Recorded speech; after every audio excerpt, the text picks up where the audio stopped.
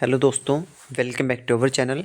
आज के इस वीडियो में हम बात करेंगे गुरुग्राम यूनिवर्सिटी की तरफ से एक जो रिक्रूटमेंट प्रोसेस जारी की गई है, जहां पर सारी वैकेंसीज़ को कॉन्ट्रैक्ट बेस पर फिल किया जाना है। तो उसके बारे में वीडियो के माध्यम से आपको बताने वाला हूं कि कौन कौन सी वैकेंसीज़ निकली हुई हैं, कितनी नंबर ऑफ़ वैकेंसीज़ हैं, क्या क्या क्वालिफ़िकेशन वहाँ पे मांगी गई है, कितना आपका कॉन्ट्रैक्ट का टाइम पीरियड रहेगा और क्या सैलरी स्ट्रक्चर वहाँ पर रहने वाला है। साथ ही बात करेंगे कि सिलेक्शन प्रोसेस क्या रहेगा और एज लिमिट क्या रहने वाली है। तो अगर आप इंटरेस्टेड हैं इस जानकारी को जानने के लिए तो वीडियो में अंत तक बने रहें।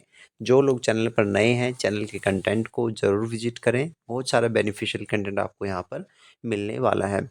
तो आइए ज़्यादा समय ना लेते हुए करते हैं आज का वीडियो शुरू।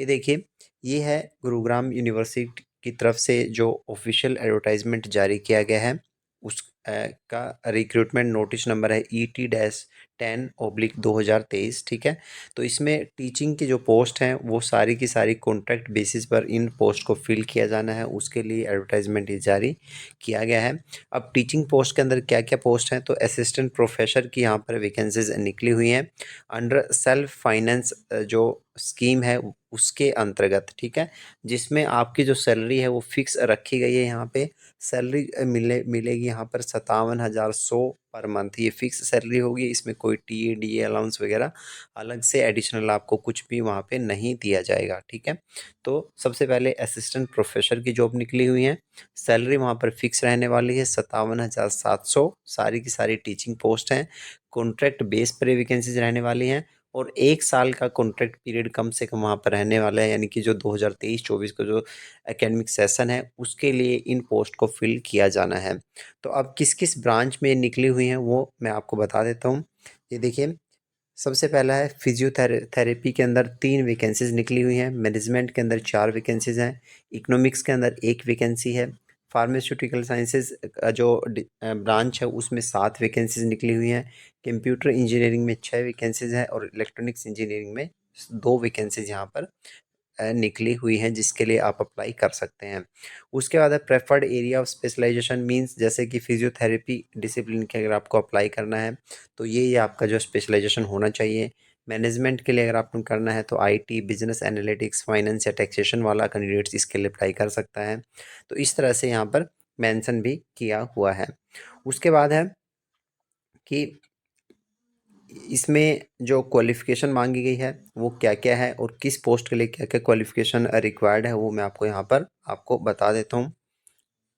ये देखिए, ये क्वालिफ़िकेशन है, एलिजिबिलिटी कंडीशंस में आप देख सकते हैं। मैनेजमेंट के लिए बैचलर्स डिग्री होनी चाहिए किसी भी डिसिप्लिन में। उसके बाद मास्टर्स डिग्री बिजनेस एडमिनिस्ट्रेशन के अंदर आपकी होनी चाहिए, जिसको हम एमबीए कहते हैं, या फिर पोस्ट ग्रेजुएटेड डिप्लोमा आपने किया हुआ है मैनेजमेंट में, सीए, आईसीडब्ल्यूए या फिर एमकॉम आपने किया हुआ है, साथ में 2 साल का आपके पास प्रोफेशनल एक्सपीरियंस है, तो आप डेफिनेटली यहाँ पर अप्लाई कर सकते हैं। फिजियोथेरेपी में बैचलर्स डिग्री होनी चाहिए फिजियोथेरेपी में, जिसमें बीपीटी, बीपीटीएस या बीटीएचपी में से कोई भी हो सकता है। मास्टर्स डिग्री आपकी फिजियोथेरेपी के अंदर हो सकती है विद एटलीस्ट 55% मार्क्स, तो आप अप्लाई कर सकते हैं। कॉमर्स या इकोनॉमिक्स के लिए यहाँ पर मास्टर्स डिग्री मांगी गई विद 55% मार्क्स के साथ। ठीक है, तो आप अप्लाई कर पाएंगे। इसके अतिरिक्त आपका जो है नेट या नेट के इक्विवेलेंट कोई भी एग्ज़ाम आपका क्लियर होना चाहिए, तो ही आप कॉमर्स या इकोनॉमिक्स के लिए अप्लाई कर सकते हैं। इसके बाद है हमारा इंजीनियरिंग एंड टेक्नोलॉजी में बीई, बीटेक या बीएस आपने किया हुआ है, साथ में आपके पास एमई, एमटेक, एमएस की डिग्री अगर है तो आप डेफिनेटली यहाँ पर अप्लाई कर पाएंगे। फार्मास्यूटिकल साइंसेज में बेसिक डिग्री अगर बी फार्मेसी की डिग्री अगर आपके पास है या फिर first class masters degree in pharmacy है, तो आप अप्लाई यहाँ पर कर सकते हैं। तो ये इसकी बेसिक क्वालिफिकेशन डिटेल्स हैं। उसके बाद इसका जो सिलेक्शन प्रोसेस है वो सिलेक्शन प्रोसीजर कैसे रहने वाला है, तो जो शॉर्ट लिस्टिंग होगी एप्लीकेंट्स की वो कैसे होगी कि ग्रेजुएशन में जो आपके मार्क्स हैं उसमें 80% एंड अबव है तो 15 मार्क्स आपको दिए जाएंगे। उसके बाद पोस्ट ग्रेजुएशन के मार्क्स यहाँ पे ऐड होंगे।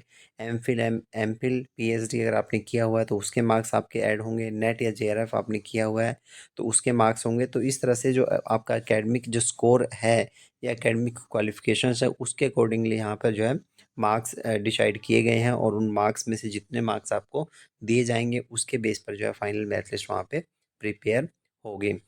मीन्स शॉर्ट लिस्टिंग होगी। उसके बाद आपका जो है इंटरव्यू के लिए आपको बुलाया जा सकता है, जिसमें ये टोटल जो है सिनेरियो यहाँ पर रहने वाला है, 80-10-10 का सिनेरियो यहाँ पे रहेगा।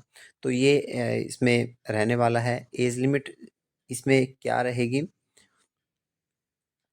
एज लिमिट आप देख सकते हैं यहाँ पे 18 से 55 साल तक की एज लिमिट है। ठीक है। तो 18 से 55 साल तक के कैंडिडेट अप्लाई कर सकते हैं। उसके बाद एप्लीकेशन फ़ीस जो रहने वाली है, एप्लीकेशन फ़ीस रहेगी 1000 रुपीज़ फॉर जनरल कैंडिडेट्स। ठीक है। एससी और ईडब्ल्यूएस कैटेगरी के जो कैंडिडेट्स हैं उनमें जो है फ़ीस 250 रुपीज़ रहेगी, और जो वुमेन कैंडिडेट्स हैं उनके लिए जो फ़ीस है वो 500 रुपीज़ यहाँ पर पे करनी होगी अगर आप इस फॉर्म को अप्लाई करना चाहते हैं। अप्लाई कैसे करना है? अप्लाई करने के लिए आपको गुरुग्राम यूनिवर्सिटी की ऑफिशियल वेबसाइट को विजिट करना है। वहाँ जाके आपको ऑनलाइन अप्लाई करना है। ऑनलाइन अप्लाई करने के बाद जो आपका फॉर्म जनरेट होगा उसका प्रिंट आउट लेना है, और उस प्रिंट आउट के साथ साथ सेल्फ अटेस्टेड जो कॉपीज़ हैं डॉक्यूमेंट्स की वो अटैच करके आपको दिए गए एड्रेस पर उसको भेजना होगा, जो कि इस एडवर्टाइजमेंट के अंदर एड्रेस मेंशन है, उस एड्रेस पर आपको उसको भेज देना है। तो इस तरह से आप इस जॉब के लिए अप्लाई कर सकते हैं। और इसको अप्लाई करने की जो लास्ट डेट है वो रहने वाली है 16/1/2024 मिडनाइट तक आप अप्लाई कर सकते हैं। उसके बाद आपको जो फॉर्म प्रिंट आउट जो भेजना है ऑनलाइन एप्लीकेशन का, साथ में आपके along with all the supporting self attested documents जो होंगे उसको आप भेज सकते हैं 23/1/2024 शाम 4 बजे तक। कहाँ पर भेजना है? To deputy registrar establishment Gurugram University, Mayfield Garden, sector 51, Gurugram, Haryana 122003। तो ये एड्रेस रहने वाला है, इस एड्रेस पर आपको इसको भेजना है। तो बेसिक डिटेल्स मैंने आपको बता दी हैं। फिर भी आपको कोई क्वेश्चन है, कोई क्वेरी है तो कमेंट सेक्शन में कमेंट करके पूछ सकते हैं। I will try to answer it definitely. तो आज के इस वीडियो में इतना ही। एक ऐसे ही नई वीडियो नए कंटेंट के साथ फिर मिलेंगे। तब तक के लिए बाय बाय। जय हिंद, जय भारत।